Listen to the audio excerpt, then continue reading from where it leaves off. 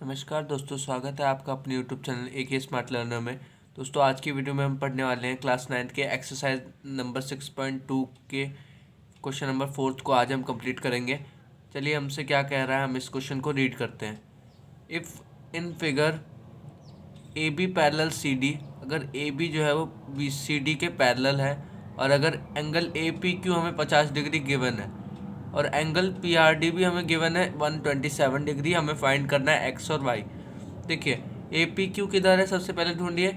ये रहा APQ, यानी APQ एंगल हमें 50 डिग्री गिवन है। एंगल PRD भी हमें गिवन है P, यहाँ पे R, मैं R लिखना भूल गया, तो यहाँ पे ये R होगा, PRD। ये एंगल आपका आ गया 127 डिग्री। अब देखिए, हमसे क्या कह रहा है, हमें फाइंड करना है एक्स और वाई की वैल्यू। ये रहा एक्स और ये रहा वाई, हमें इन दोनों की वैल्यू फाइंड करनी है। तो चलिए फाइंड करते हैं। देखिए, आप देख सकते हैं इसके अंदर, कि अगर इस फिगर को ध्यान से देखें तो ये अल्टरनेट इंटीरियर एंगल बन रहा है कुछ ऐसा। ये AP लाइन और ये PQ लाइन और QR लाइन, ये कुछ Z टाइप का बन रहा है अल्टरनेट इंटीरियर एंगल, यानी ये 50 डिग्री है तो X भी 50 डिग्री हो जाएगा।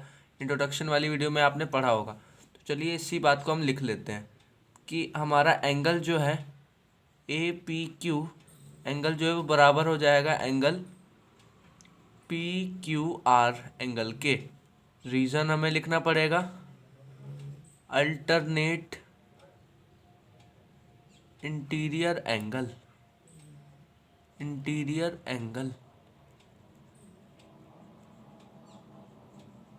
ये रीज़न लिखना कंपलसरी है।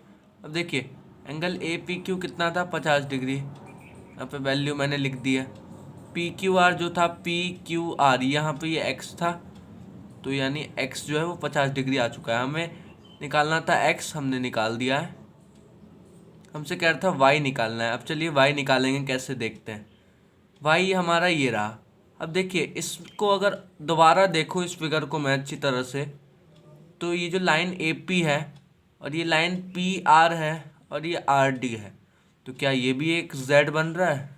देख सकते हैं आप यहाँ पे, ये AP, PR और RD, ये भी एक अल्टरनेट इंटीरियर एंगल क्रिएट कर रहा है। देखिए, अब यहाँ से आप कैसे निकालेंगे Y की वैल्यू। अब देखिए, ये जो PQ लाइन है ये एंगल APR को इक्वल पार्ट्स में बाइसेक्ट कर रहा है। बाइसेक्ट करने का मतलब क्या होता है, इक्वल पार्ट में किसी भी एंगल को बांट देना।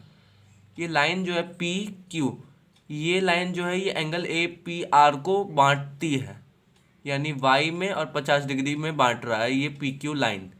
अब देखिए, हमें निकालना कैसे है Y।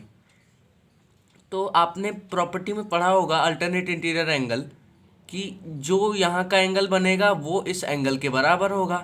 तो ये एंगल अलग अलग है, तो हमें इसका सम करेंगे। जब मैं इसका सम करूँगा तभी तो ये इसके बराबर होगा। तो आइए इसी बात को हम लिखते हैं। देखिए, हमें निकालना है एंगल Y, तो हम लिख देंगे simply angle APQ plus angle Y, इन दोनों को सम जब मैं करूँगा, एंगल किसके बराबर हो जाएगा, एंगल PRD के।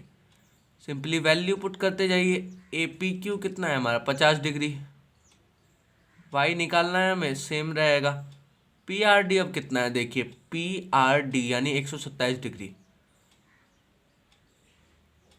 यहाँ पे 127 डिग्री के बराबर हो गया। अब यहाँ से Y आ जाएगा आपका 127 माइनस 50 डिग्री, यहाँ से Y की वैल्यू आपकी आ जाएगी 77 डिग्री। यही आपका आंसर हो जाएगा।